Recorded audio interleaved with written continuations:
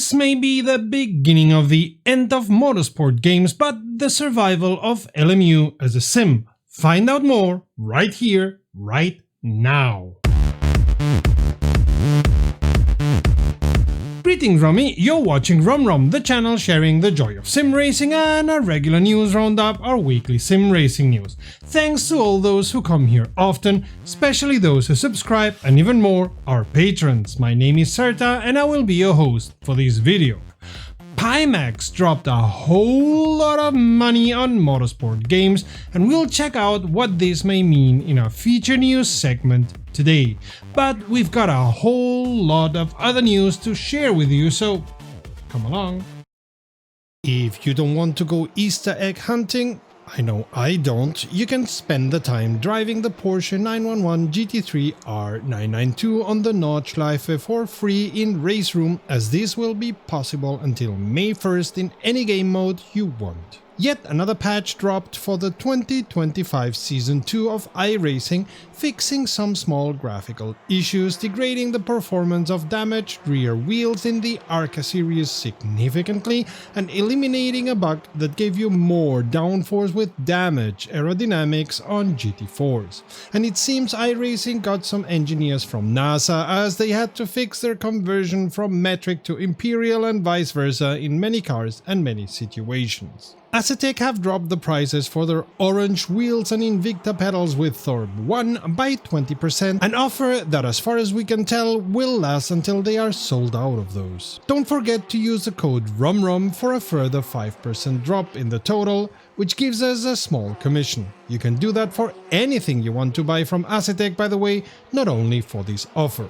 We've added a link to this specific offer to the description of this video. Also, in a separate video, they warned the tariff policy of the US government is making it difficult for them to price their products for the US market in the future. For now, they say, they have stock within the USA and are going to deliver from that stock, but the future may bring extreme price hikes, as the EU and Malaysia, two places where they built their products, have been tariffed to over 20% in the recent past, while we all know China, their third place for factories, has seen tariffs imposed on their exports to the USA of well over 100%. To be clear, Asetek's prices have not been raised for the rest of the world, and truth to be told, not even for the USA, but the US government policy on tariffs means customers in the USA may end up having to pay more for Asetek's products. Ready, Set, Sim, the page that helps you plan your sim racing setup, see the link up there, is cooperating with SimStaff in what they call Simstillation, where you can book SimStaff to come to you and install and tune the whole system. As far as we can see, this service is available in the USA and Canada, UK, EU and Japan. Prices are only available upon request, which makes sense as everybody will have different wants and needs. Italian company Wave Italy are entering the US market with their whole rig experience as well as with their specific products. Fanatec have released their CSL Elite steering wheel Porsche Vision GT, man that's a mouthful, which shows a very specific and unique design, I must say.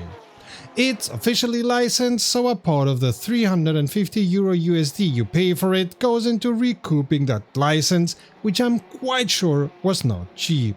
Fanatec are positioning the wheel as ideal for Gran Turismo 7, which is clever as there are far more GT7 users than sim racers. Hey, them's the facts. With 310mm in diameter, the wheel is within the normal size, features a cast aluminum frame, but not many buttons. To each his or her own, and of course, there's always button boxes. The wheel comes with QR2 Lite pre-installed and is compatible with most, if not all, Fanatec wheelbases. If you like what you see, how about supporting us? A like and a comment to tell the almighty algorithm we are worth watching are a good start. Subscribing is even better, and what really helps us grow is you becoming a patron, as YouTube's income is tiny for us sim racing channels. Patrons get access to exclusive content and are involved in our decision. Help us grow with your support Help us keep spreading the joy of sim racing. Become a patron today. The big news this week was surely Chinese VR company Pimax dropping almost $2.5 million onto Motorsport games by buying shares at a premium price that were not publicly traded and quite possibly owned by Motorsport games themselves. Premium price means Pimax is paying more than the price the shares had on Nasdaq. While according to reports, this is by far not enough to have a controlling share, much less owning Motorsport games, it not only ensures financing for Motorsport games and Le Mans Ultimate for a while, it also saves MSG from being delisted from Nasdaq. Both are good things for them.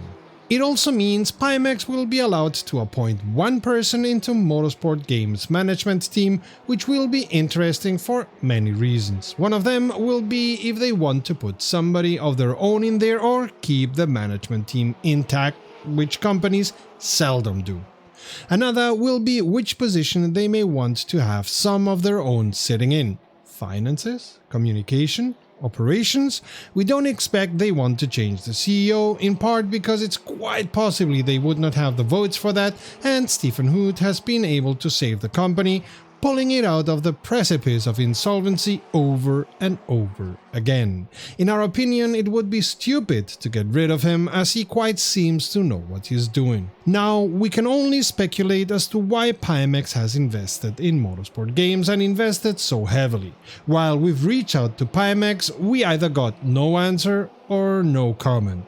They are keeping their cards close to their chest. But we know they are aware that sim racing is one of the few places where virtual reality has taken hold. While according to data available to us the number of sim racers using VR is not more than 10%, it's more than the percentage of gamers using VR in other niches.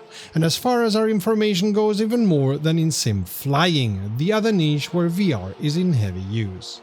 They may just want to keep Le Mans Ultimate afloat, which 1 year after it came out has developed into a good racing sim at last. But it's not as if it is the only racing sim out there.